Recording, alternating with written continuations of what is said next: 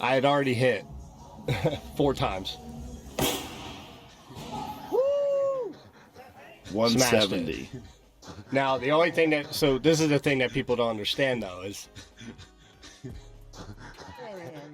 Well, that was a fraud check. Jack Hermansson upsets Joe Pyfer, derailing the hype train with literally the basics of MMA. He didn't do anything crazy. He jabbed, calf kicked, put his hands up, and move his head away, and that's all he did to win this fight. And the big reason as to why is because Joe Pyfer loads up on so many of his punches. He becomes so obvious with what he's trying to throw at you. In the beginning, he was having success with the jab. He landed a few good left hooks in the beginning of the fight, which is going to happen, you know, before Jack Hermansson adjusts to the range and the speed of Joe Pyfer. But once he got that down, the left hooks and the right overhands just weren't really doing much to Jack Hermansson. He was blocking on them or moving his head away, and that was it. Losing in that fashion makes it a pretty big fraud check because it just shows that Joe Pyfer doesn't really have the best understanding of the basics and probably believes in that power of his a little too much. You know, we all know about the whole thing about him punching the machine and breaking Francis Ngannou's record. Well, it turns out he can't knock out Jack Hermansson, so is it really true? I never believed that he hit harder than Francis Ngannou, or at least had the better knockout ability out of the two. It's very different to punch a machine than to punch a human being who moves and blocks and sees the punches coming and everything like that. You know, when you see a punch coming, the knockout quality of that punch is going to be much less. And when Joe Pyfer is loading up on everything, winding up and just swinging his arm at you from distance, you're going to be able to see those, and if it does land, it's not going to hurt as bad. Even someone like Francis Ngannou has sneakier punches than Joe Pyfer,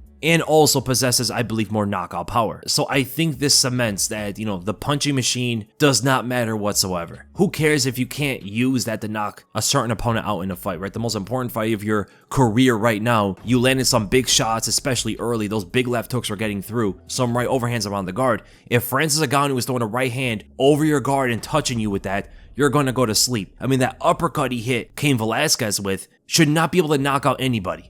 And he still knocks you out with that. Or the way he dropped Curtis Blades, who at the time had a very good chin, was able to withstand Francis Ngannou's punches from their first fight. He goes into the second fight, and Ngannou hits him with like the palm of his hand when he threw the overhand right, going over Curtis Blades' arm, and still sent him to the mat, rocking him. I think what's much better for Joe Pyfer is not to believe in his power as much as he does, but focus a lot more on the basics, man, because he really needs it. Even his wrestling wasn't really all there. Jack Hermansson's a good wrestler for the middleweight division. He's a pretty good grappler. Once he got Joe Pyfer to the ground in the 5th round, I knew he was going to hold him down because Pyfer's never been there in the UFC. No one's really ever able to take him down that easily, especially in a 5th round where he's tired and he's already gotten beaten up by that jab. That pretty much sealed the deal in what was 2-2 going into that 5th. Right, show the experience of Jack Hermansson. Just so simple. It was one of the simplest approaches to a fight I have ever seen. Jab, right calf kick, block high, move head away, and shoot a takedown at the end of the fight, holding him down. So incredibly simple, and because of how simple it was for Jack, it makes his hype train derailed look even worse, to be honest. Right, that's probably worse than just getting knocked out or something. Because Joe Pyfer didn't really have great head movement. There were points in the fight where he got hit to the face and he started moving his head, not in a way to react to a punch, but just to create a moving target, which is not the best way to use head movement. Because someone who's using a long jab like that and has a reach advantage can simply intercept where your head is moving. This is what happened with Frankie Edgar and Cain Velasquez many times in their career. Fabricio Verdum throwing the jab and the right straight at Cain, while Cain is constantly moving his head to create a moving target, was a similarity to this fight in some moments. But most of the time, Joe Pyfer had his head still and tall, vulnerable to getting hit the whole time. And this sets back not only Joe Pyfer, but Joe Pyfer was a guy outside the top 15 that they were promoting. He was on the Joe Rogan podcast. He was having interviews and stuff like that. They kept pumping out like different kind of promos for him, the rise of Joe Pyfer and all this stuff. And he does have a very good story. He has a fighting style that, you know, if he can land these kind of punches meaningfully, he would be able to have a exciting career. But with this kind of derail, losing to such a simple approach from his opponent, it leaves yet another prospect out of the picture for now. Joe Pyfer is going to get better. He might get into the top 15 in the future. He is only 27 years old. He's a big, strong guy, and he can put things together when it comes to the basics, but this was definitely not a good look for him. I think the next fights for Jack Hermansson and Joe Pyfer should be Jack Hermansson versus the loser of Robert Whittaker and Paulo Costa. I like that for either fighter.